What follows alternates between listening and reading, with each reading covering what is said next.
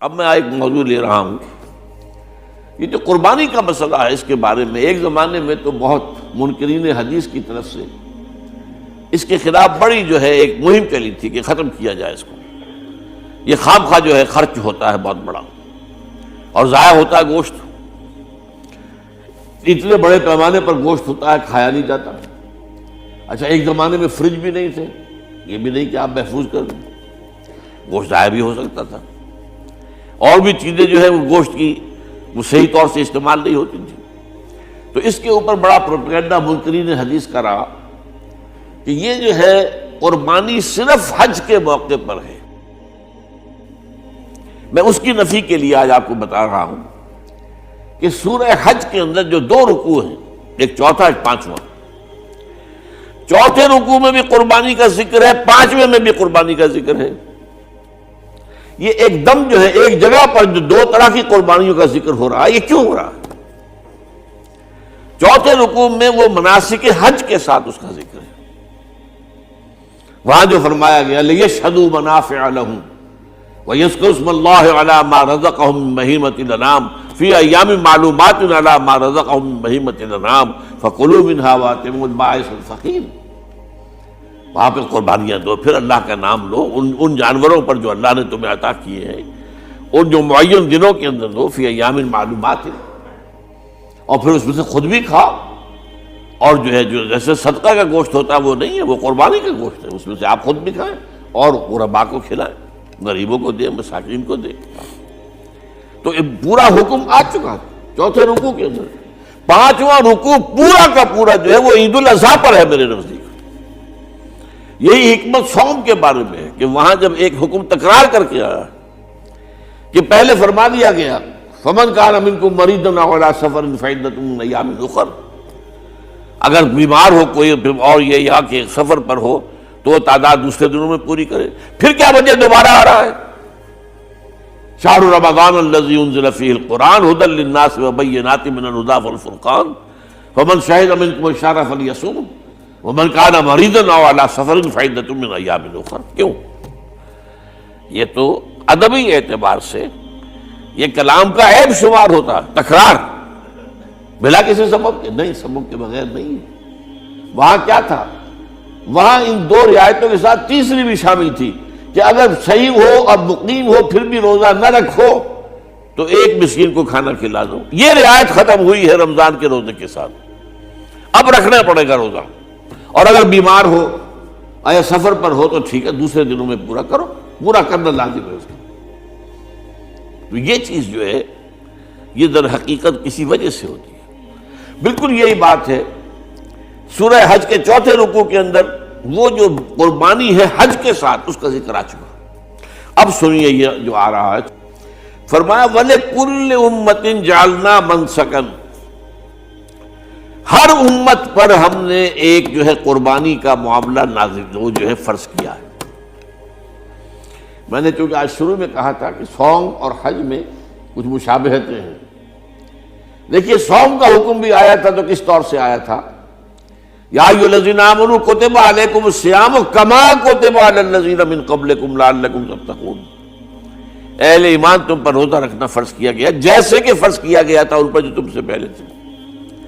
یہاں پر اسی حوالے سے بات ہو رہی ہے کہ اے مسلمانوں، یہ قربانی صرف تم پر فرض نہیں کی جا رہی، یہ تو ہر امت پر، ہر نبی ہر رسول کی امت۔ وَلِكُلِّ أُمَّةٍ جَعَلْنَا مَنْسَكًا لِيَذْكُرُوا اسْمَ اللَّهِ عَلَيْهَا، تاکہ وہ نام لیں اللہ کا، عَلَىٰ مَا رَزَقَهُم مِّن بَهِيمَةِ الْأَنْعَامِ، جو کچھ اللہ تعالیٰ نے انہیں رزق دیا ہے۔ یہ چوپائے جو ہیں حیوانات قسم کے، ان پر اللہ کا نام لے کر چھری پھیری جائے، اللہ کے نام سے ان کو ذبح کیا جائے۔ فَإِلَٰهُكُمْ إِلَٰهٌ وَاحِدٌ فَلَهُ أَسْلِمُوا، تو یہ جان لو کہ اس قربانی کی اصل روح کیا ہے؟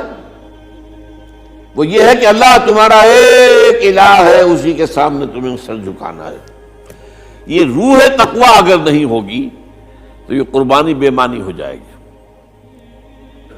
نماز و روزہ و قربانی و حج یہ سب باقی ہیں، تو باقی نہیں ہے۔ جب اللہ تعالیٰ کے ساتھ تعلق نہیں ہے تو یہ ساری چیزیں ریچولز بن جائیں گی۔ اب یہ بھی ہوتا ہے، 20 25 ہزار کے بکرے جو ہیں وہ لوگ لیتے ہیں، پھر ان کو گھماتے ہیں، پھراتے ہیں، ان کے اوپر ریشمی چادریں چڑھاتے ہیں، ان کو جو ہے وہ مہندی لگا کر، بہرحال وہ چیزیں جو ہیں یہ اظہار اس طرح کا یہ تو پسندیدہ نہیں ہے۔ تو یہ تو لوگوں کو دکھانے کی بات ہے اور اپنے پیسے کی جو ہے اپنی دولت کے اظہار کا ایک ذریعہ ہے، لیکن یہ کہ بہرحال قربانی انسان کرے اور یہ کہ اس کے اندر روح جو ہے تقویٰ کی وہ موجود ہوگی۔ فَإِلَٰهُكُمْ إِلَٰهٌ وَاحِدٌ فَلَهُ أَسْلِمُوا وَبَشِّرِ الْمُخْبِتِينَ، اور اے نبی ان لوگوں کو بشارت دے دیجئے کہ جو اللہ کے سامنے جھکے رہتے ہیں، خشوع اور خضوع کی شکل اختیار کرتے ہیں۔ الَّذِينَ إِذَا ذُكِرَ اللَّهُ وَجِلَتْ قُلُوبُهُمْ، وہ لوگ کہ جب اللہ کا نام لیا جائے تو ان کے دل لرز اٹھتے ہیں۔ وَالصَّابِرِينَ عَلَىٰ مَا أَصَابَهُمْ، اور صبر کرنے والے جبکہ اس چیزوں پر کہ جو اللہ کی طرف سے ان پر آ گئی، وہ مصیبتیں، کوئی تکالیف۔ والمقیم الصلاۃ، اور نماز کو قائم کرنے والے۔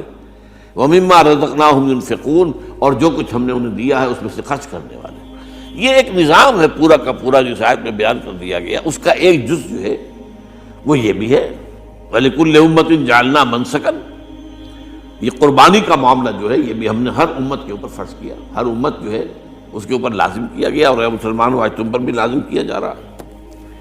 وَالْبُدْنَ جَعَلْنَاهَا لَكُم مِّن شَعَائِرِ اللَّهِ، اور یہ جو قربانی کے اونٹ ہیں، یہ خاص طور پر چونکہ عرب میں تو اونٹ کی قربانی ہوتی تھی، دوسرے جانور تو وہاں کم ہوتے ہیں، اور بہرحال ان کی قیمتی متاع بھی اونٹ ہے۔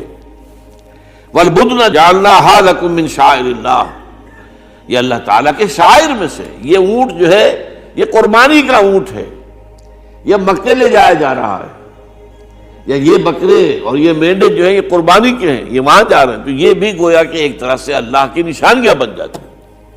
ان کے حوالے سے اللہ تعالیٰ کا ایک تصور اور اللہ تعالیٰ کے ساتھ ایک ذہنی رشتہ قائم ہوتا ہے۔ لیکن فیہا خیر، تمہارے لیے اس میں خیر ہے، بھلائی ہے۔ چنانچہ جب وہ جاتے تھے حج کے لیے تو جو بھی ان کے ساتھ دودھ دینے والا جانور ہے، قربانی کی نیت ہے لیکن دودھ جو ہے اس کا استعمال کر سکتے ہیں درمیان میں، اور بھی کوئی اگر ان کی کوئی چیزوں سے فائدہ اٹھانا ہو، لکم فیہا خیر۔ فاذکروا اسم اللہ علیہا، تو اب ان کا اللہ کا نام لو اس کے اوپر، صواف، صفیں باندھ کر وہ اونٹ کھڑے ہوتے ہیں اور ان کو نحر کیا جاتا ہے۔ آپ کو معلوم ہے ذبح نہیں ہوتا اونٹ، اتنا بڑا جانور ہے، گردن کتنی موٹی ہے، اس کا ذبح کرنا بڑا مشکل ہے، نہر کہتے ہیں اس کو۔